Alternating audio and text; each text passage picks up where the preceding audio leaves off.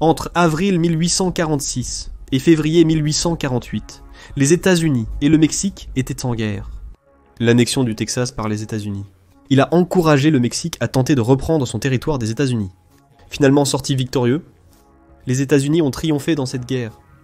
Il a revendiqué environ 500 000 miles carrés de territoire, allant du Rio Grande à l'océan Pacifique. Le traité de Guadalupe-Hidalgo de 1848 a consolidé ce territoire, le traité étant finalement ratifié par les États-Unis et le Congrès mexicain. Le Texas, l'Utah, le Nouveau-Mexique, le Nevada, l'Arizona, la Californie et l'ouest du Colorado sont passés aux États-Unis contre seulement 15 millions de dollars versés au Mexique. Les vétérans de cette guerre ont utilisé leur expérience pour combattre dans la guerre civile américaine, menant aux États-Unis actuels. Les relations entre le Mexique et les États-Unis ont mis du temps à se normaliser. Mais aujourd'hui, les deux pays partagent une relation plus forte. Ils font partie de l'accord États-Unis-Mexique-Canada, le Mexique étant même devenu le principal partenaire commercial de l'Amérique en 2023, le commerce bilatéral ayant augmenté à 263 milliards de dollars. Mais il y a des tensions qui bouillonnent sous la surface, menaçant d'exploser en une guerre totale. Les États-Unis se préparent à envahir le Mexique. Dans ce scénario hypothétique, nous analysons le déroulement potentiel d'une invasion américaine, et les raisons pour lesquelles elle pourrait ne pas être le succès escompté. Le prélude à l'opération d'invasion Lone Star est en plein effet. Greg Abbott, gouverneur du Texas, a réagi à ce qu'il qualifie de crise frontalière américaine, et le Mexique a donné des résultats positifs et coopératifs. Sécuriser Fronten et Island, longtemps utilisés par les cartels mexicains, a été un grand coup. Mais Abbott n'est pas satisfait. Il faut faire plus pour empêcher les étrangers illégaux du Mexique de franchir la frontière vers les États-Unis, soutient-il. Il présente son argumentaire au Sénat et au Congrès des États-Unis, affirmant que les 249 735 rencontres que les agents de la Border Patrol ont eues avec des citoyens mexicains en décembre 2023 seulement sont beaucoup trop élevées, et que juin 2023 a été le seul mois de toute l'année où ces taux de rencontres ont chuté en dessous de 100 000. Ron DeSantis, gouverneur de Floride, tient un discours similaire. Lors de sa candidature infructueuse à la présidentielle de 2024, DeSantis a promis d'envoyer les forces spéciales américaines au Mexique dès le premier jour, pour cibler les labos de fentanyl des cartels. Bien que ses rêves présidentiels aient pris fin, DeSantis a toujours insisté pour envoyer l'armée américaine au Mexique, arguant que c'était le seul moyen d'arrêter le flux de drogue dans le pays. Étonnamment, le Sénat et le Congrès semblaient également s'accorder sur la nécessité d'agir face aux crises des drogues et des frontières. Et étant donné que les contrôles frontaliers traditionnels ne fonctionnent pas, la seule les États-Unis prennent les choses en main et envahissent le Mexique. Des élus républicains importants du Congrès suggèrent des autorisations étendues pour les États-Unis d'Amérique. L'engagement militaire au Mexique est approuvé grâce à leurs propositions remarquables. La guerre est approuvée. Abbott et ses partisans soutiennent que les États-Unis mettront enfin un terme à l'immigration illégale à travers la frontière qu'ils partagent avec le Mexique. Et en bonus significatif, il pourra soutenir DeSantis, alors qu'il prétend vouloir lutter pour prendre et détruire les cartels mexicains, empêchant l'écoulement de milliards de dollars de drogues illicites aux États-Unis. Dans les heures précédant l'invasion, les États-Unis, le président Joe Biden alerte la nation sur les événements à venir. Selon lui, la guerre sera vite finie, le Mexique ne pouvant pas rivaliser avec la force brute de l'armée américaine. Il ignore qu'à la recommandation du gouverneur Abbott, il pourrait entraîner les États-Unis dans une guerre d'usure dont ils ne veulent pas faire partie. Des escarmouches ont déjà lieu le long des 2000 miles de frontières que partagent les États-Unis et le Mexique. Sans surprise, l'annonce de l'invasion de l'Amérique a poussé le Mexique à mobiliser un maximum de soldats. Ces soldats mexicains savent qu'ils s'apprêtent à livrer le combat de leur vie. Le Mexique n'a pas une petite armée.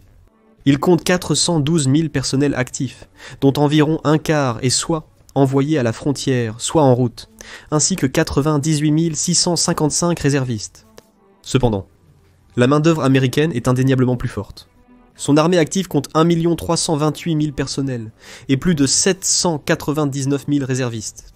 Le Mexique a un avantage en ce qu'il a 120 000 forces paramilitaires par rapport à 0 pour les États-Unis, ces combattants paramilitaires fortifiant déjà les villes et les villages pour ralentir l'avancée américaine inévitable.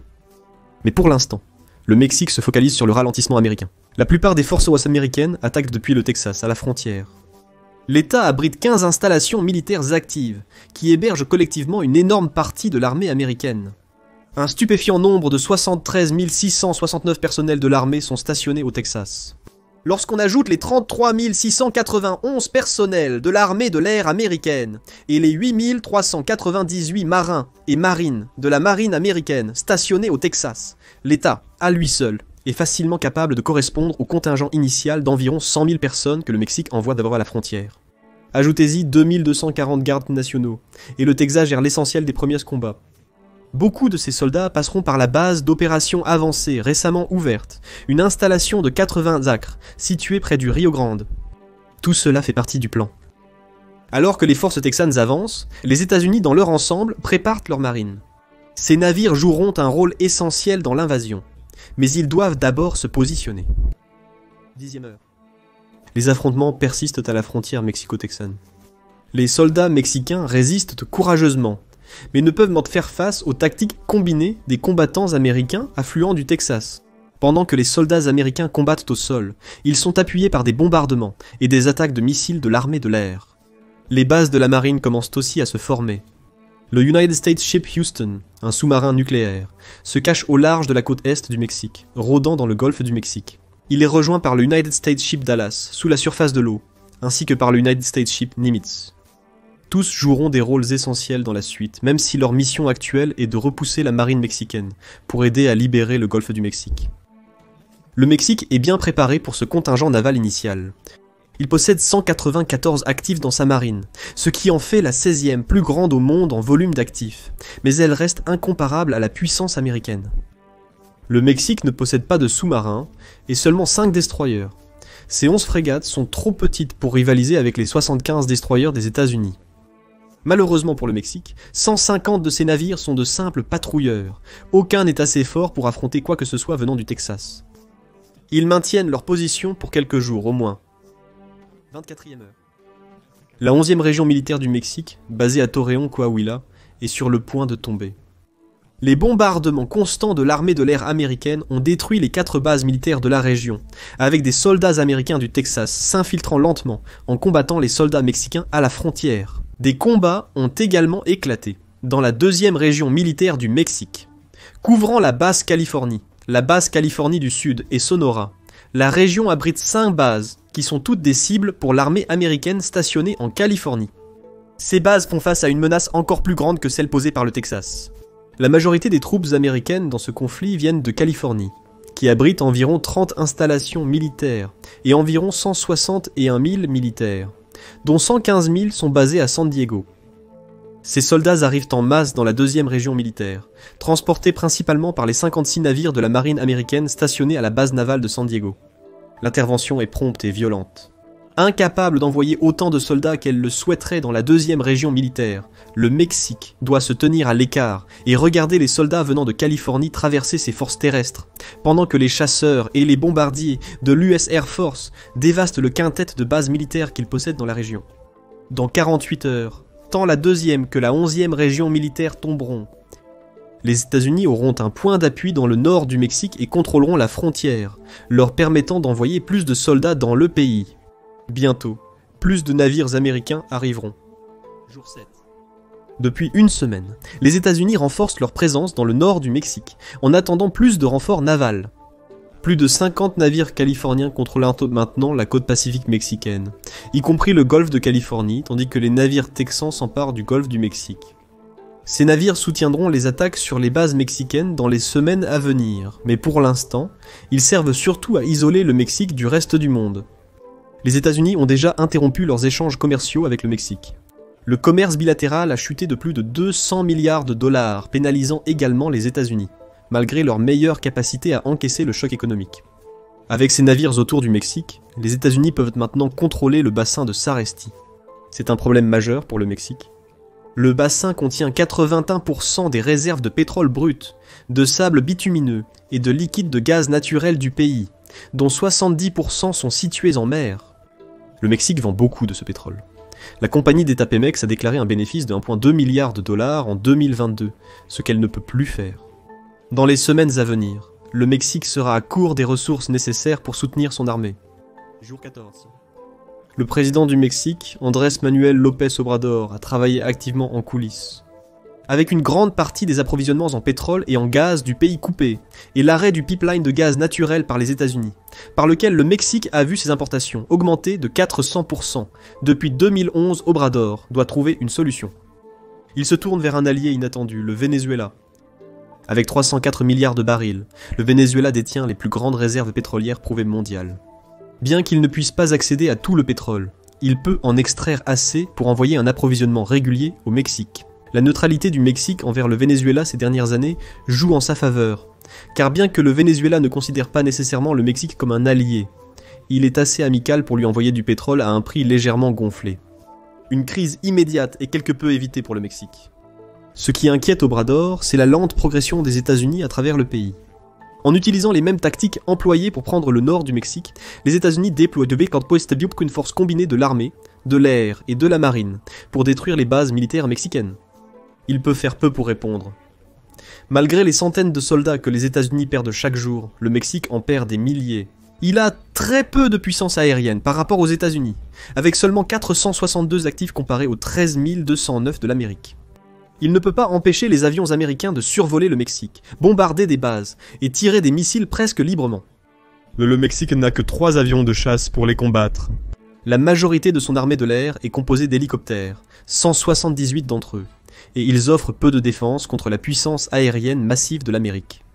Les États-Unis épuisant le Mexique. Cela a limité l'accès du pays aux ressources énergétiques et a provoqué une énorme brèche dans son économie en coupant le commerce. Les soldats américains avancent depuis le nord du Mexique, et les États-Unis contrôlent les eaux de chaque côté du pays. Mais quelque chose d'inattendu est sur le point de se produire. 20e jour. Le Mexique détient un atout secret. L'armée américaine compte environ 160 000 soldats, qui s'identifient comme hispano-américains. Un nombre que le site officiel de l'armée dit représenter 17% de l'armée active totale. Beaucoup de ces 160 000 soldats sont d'origine mexicaine, et très peu sont contents de ce que les États-Unis font à ce qu'ils considèrent comme leur pays d'origine. Certains quittant simplement l'armée. Ils n'ont pas d'autre choix, car ils ne peuvent pas combattre contre le Mexique, mais ils savent aussi qu'ils subiront de lourdes conséquences s'ils rejoignent l'armée mexicaine dans sa lutte contre les États-Unis. D'autres deviennent plus actifs. Des actes de sabotage débutant aux États-Unis. Des militaires américains hispaniques s'unissant pour détruire de l'équipement essentiel dans les bases de l'armée américaine. Ils savent qu'ils seront probablement attrapés et sont prêts à sacrifier leur liberté pour ralentir l'avancée américaine, même pour un court instant. Ces attaques internes provoquent l'explosion d'avions, le sabordage de navires au port en attente de réparation, et des luttes intestines dans les rangs militaires américains. Rien d'insurmontable pour les États-Unis, mais un chaos inutile dans son armée à un moment où elle a besoin que toutes ses divisions soient unies. Encore plus inquiétant pour les États-Unis est l'énorme contingent mexicain vivant sur son territoire. Le Pew Research Center indique que les Mexicains représentent la plus grande population de personnes d'origine hispanique vivant aux États-Unis, représentant 60% de cette population en 2021. Ces chiffres ont augmenté régulièrement. Le nombre de Mexicains vivant aux États-Unis est passé de 20,9 millions en 2000 à 37,2 millions en 2021, ce qui représente une croissance de 79%. Beaucoup de ces Mexicains causent maintenant des problèmes aux États-Unis. Les grèves sur les lieux de travail, les actes de violence, des deux côtés, dans les villes et les villages américains, ainsi que les petits efforts organisés pour riposter, deviennent tous des problèmes. Malgré l'improbabilité d'une invasion du Mexique aux États-Unis, son armée compte des dizaines de millions de personnes, dont beaucoup sont prêtes à mener une guérilla à l'intérieur même des États-Unis. Les États-Unis redirigent des ressources vers les forces de l'ordre pour gérer les manifestations de masse, avec la garde nationale déployée dans plusieurs États, tentant de contrer les tactiques de guérilla et les attaques terroristes de citoyens mexicains. De retour de l'étranger, il doit faire face à un problème encore plus grand. Jour 25. Les cartels mexicains se sont mobilisés. En réalité, ils mènent des campagnes de guérilla à travers le Mexique et les États-Unis. Avancez. Dans chaque ville conquise par l'Amérique, les militaires ont dû affronter de petits groupes de combattants des cartels et de soldats mexicains qui ont fait front commun face à la menace imminente. Il existe 198 groupes armés au Mexique, qu'il s'agisse de cartels indépendants ou de factions appartenant aux principaux réseaux de trafic de drogue du pays. Le cartel de Sinaloa et le cartel de la nouvelle génération de Jalisco, les deux plus grands et les plus organisés des cartels, ont créé une trêve temporaire et mènent de petites campagnes de guérilla dans tout le pays. Ces cartels comptent collectivement 175 000 membres, dont beaucoup sont des tueurs entraînés et aguerris, qui n'ont aucun scrupule à tuer des soldats américains. Pire encore pour les États-Unis est l'influence que les cartels exercent sur de nombreuses petites villes et villages du Mexique. Les cartels ne sont pas de simples gangs qui errent dans les rues du Mexique, ce sont des groupes extrêmement organisés qui contrôlent de vastes étendues du pays. Et avec ce contrôle vient l'influence. Le mode de vie des cartels est intégré dans de nombreuses villes et villages du Mexique. Avec le regroupement des cartels, ils utilisent leur influence pour attiser la fierté nationale et les sentiments anti-américains. Des villes entières deviennent des forteresses, gardées par des membres de cartels et soutenues par des résidents préférant vivre sous un cartel plutôt que sous un contrôle des États-Unis, se retrouvent en difficulté. Malgré la destruction d'une grande partie de l'infrastructure mexicaine, il n'a pas réussi à gagner le soutien de la population. Le résultat ? Les soldats sont contraints d'aller de porte en combattant pour entrer dans les villes, cherchant tout ennemi potentiel. Les pertes civiles au Mexique s'accroissent, alimentant davantage la propagande des cartels. La guérilla éclate, les positions fortifiées du Mexique étant soutenues par de petits contingents de combattants dispersés qui attaquent les troupes américaines alors qu'elles traversent le pays. L'Amérique a déjà vécu une situation similaire au Vietnam, en Irak et en Afghanistan. Elle sait qu'elle devra continuer à se battre même après avoir conquis des territoires clés au Mexique. Jour 40.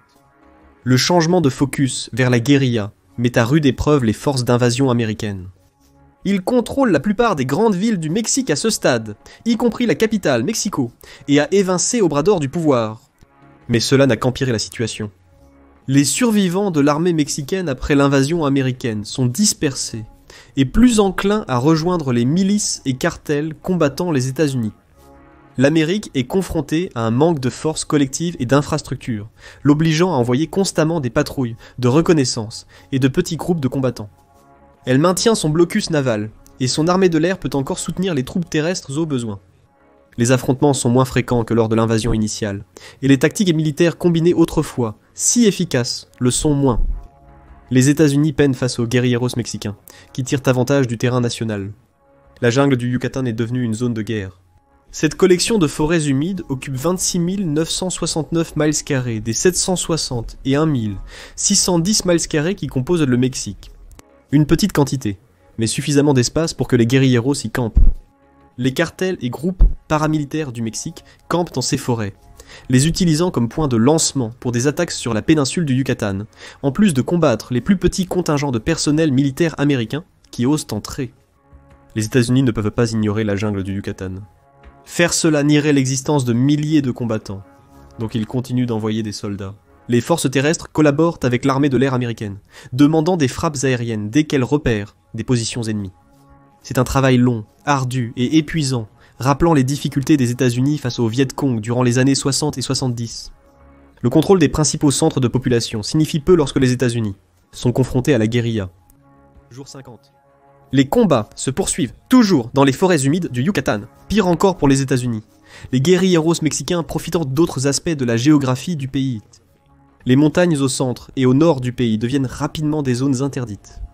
Le système montagneux de la Sierra Madre avait déjà causé des difficultés aux États-Unis. Lors de son invasion initiale, traversant le centre du pays, il avait contraint les États-Unis à diviser ses soldats, certains combattant à l'est du Mexique, tandis que d'autres s'occupaient de l'ouest. Le Texas et la Californie pouvaient servir de point de lancement pour les deux contingents, les soldats traversant ces États, fournissant aux États-Unis assez de main-d'œuvre sur le terrain. Les montagnes sont différentes. De plus en plus de combattants se retirent dans les montagnes, au fur et à mesure que les villes et villages tombent, lançant des attaques de guérilla depuis ces hauteurs.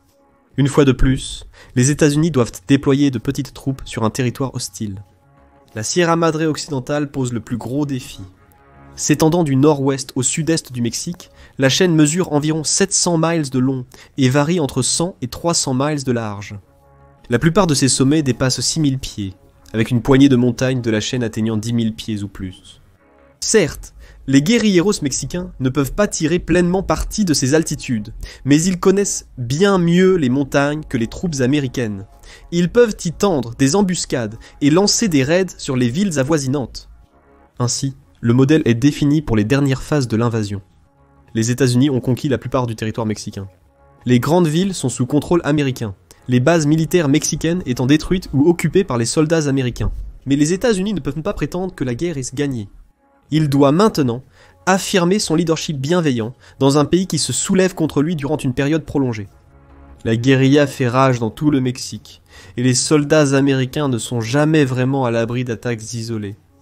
Les problèmes domestiques sont aussi un défi, car les États-Unis doivent emprisonner des centaines de milliers de Mexicains, vivant sur leur territoire, faute de pouvoir les expulser au Mexique, au risque qu'ils rejoignent les guérillas combattues. Peut-être est-il temps pour les États-Unis de faire appel à des alliés. Jour 60. Les États-Unis sollicitent l'aide de leurs alliés traditionnels, proches et éloignés.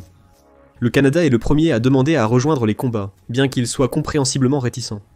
De même, de nombreux alliés américains de l'Organisation du Traité de l'Atlantique Nord, comme le Royaume-Uni et la France, expriment leur frustration et leur confusion face à la décision des États-Unis d'envahir le Mexique. Les dirigeants de ces pays trouvent finalement un compromis. Ils ne peuvent pas justifier l'envoi de soldats au Mexique pour soutenir les Américains dans leur lutte contre une guerre de guérilla, même si l'Amérique est un allié. Après tout, c'est les États-Unis qui ont envahi le Mexique. L'article 5 de la charte de l'Organisation du Traité de l'Atlantique Nord ne couvre que la défense d'un allié de l'Organisation du Traité de l'Atlantique Nord si son territoire est attaqué. Au lieu de cela, il crée des sanctions, similaires, mais pas aussi sévères que celles imposées à la Russie en réponse à la guerre en Ukraine. Bien que les sanctions grignotent une partie des 30 et 1,24 milliards d'exportations que le Mexique envoie annuellement en Europe, les sanctions ne sont pas un mouvement particulièrement important de l'Europe. Le blocus naval américain avait déjà empêché le Mexique d'exporter vers l'Europe, rendant les sanctions peu efficaces contre l'ennemi de l'Amérique. Pendant ce temps, l'armée mexicaine démantelée reste en contact avec les dirigeants sud-américains. Malgré le contrôle américain de grands territoires mexicains, le Mexique reste un acteur géopolitique majeur en Amérique du Sud. Le Mexique maintient 14 accords commerciaux avec les pays d'Amérique du Sud, malgré la position des États-Unis, exerce plus de pression. Il maintient également un dialogue politique avec tous les 32 pays d'Amérique centrale et du Sud, ainsi qu'avec les pays des Caraïbes. Le Mexique est aussi le leader de l'Alliance Pacifique. Ce groupe de pays sud-américains a été créé en 2011 par le Mexique, le Pérou, le Chili et la Colombie. Chaque pays borde le Pacifique et n'apprécie guère les politiques agressives de l'Amérique prendre le dessus au Mexique. Cependant, le Pérou, le Chili et la Colombie savent qu'ils n'ont pas la puissance militaire pour affronter directement les États-Unis, que ce soit seul, en tandem ou dans le cadre d'une armée qui entre au Mexique pour essayer de repousser les États-Unis. S'ensuivent des semaines de négociations géopolitiques. Les deux camps peinent à percevoir les bénéfices des actions américaines, motivés par les enjeux d'immigration et de narcotrafic. L'Europe applique des sanctions contre le Mexique tout en encourageant collectivement les États-Unis à déclarer un cessez-le-feu et à négocier la restitution du Mexique à son peuple avec un leader ami des États-Unis. Après tout, l'Amérique a réalisé certains de ses buts. L'immigration diminue, et les cartels, même s'ils ne sont pas anéantis, sont dispersés et ont subi de lourdes pertes face aux forces américaines. Peut-être que c'est suffisant. Le Canada est également une voie majeure de la raison pour les États-Unis. Il souligne que le Mexique était un partenaire économique vital pour les États-Unis avant l'invasion, et que les combats dans le pays actuellement sont vraiment un cas où les États-Unis se tirent une balle dans le pied. Le Canada plaide pour la paix, craignant que les États-Unis soient perçus comme un intimidateur mondial. Les alliés du Mexique veulent éviter à tout prix un conflit avec les États-Unis. Ils font aussi pression sur les États-Unis pour un appel au cessez-le-feu. Après tout, argumente-t-il, si les États-Unis sont prêts à envahir le Mexique, que seraient-ils prêts à faire en Amérique du Sud ? Il est clairement indiqué que de nombreux pays au sud des frontières du Mexique préparent leurs armées et forment des alliances. Ils ne souhaitent pas affronter les États-Unis, mais comme nous le constatons avec les membres européens de l'Organisation du Traité de l'Atlantique Nord et la Russie, ils se préparent. Pendant ce temps, les États-Unis font toujours face à la guérilla lors de leur occupation du Mexique. Jour 80. La pression politique se fait sentir. Obrador, que les Américains détenaient depuis la prise de Mexico, est appelé à la table des négociations. On lui donne des conditions spécifiques. Le Mexique s'engage non seulement à s'attaquer aux problèmes de cartel et d'immigration sur son territoire, mais permettra aussi aux États-Unis d'intervenir, d'envoyer des forces pour faire respecter ses lois sur l'immigration et la drogue. Le leader du Mexique fait face à un choix. Il peut soit accepter ces conditions et ramener une paix fragile dans le pays. Ce faisant, il concède du terrain aux États-Unis, que son peuple n'apprécie pas forcément. Ou il refuse, laissant l'invasion se dérouler comme elle le fera. Dans ce cas, les États-Unis et le Mexique seront probablement en conflit pendant des années. La guerre est déjà gagnée. Les États-Unis ont envahi et pris le contrôle de tous les grands centres de population mexicains. Mais des groupes de guérilla appuyés par les cartels combattent sans cesse contre eux, empêchant le contrôle total du Mexique par les États-Unis. Que pensez-vous qu'Obrador choisit ? Donnez-nous vos pensées dans la section des commentaires. Et souvenez-vous, Ceci n'est qu'un des nombreux scénarios hypothétiques qui pourraient se dérouler si les États-Unis envahissaient le Mexique. Pouvez-vous en envisager d'autres? Encore une fois, partagez-les en commentaire et merci d'avoir regardé. Allez maintenant voir ce qui se passerait si l'armée américaine entrait en guerre avec les cartels de la drogue mexicains, heure par heure, ou cliquez sur cette autre vidéo à la place.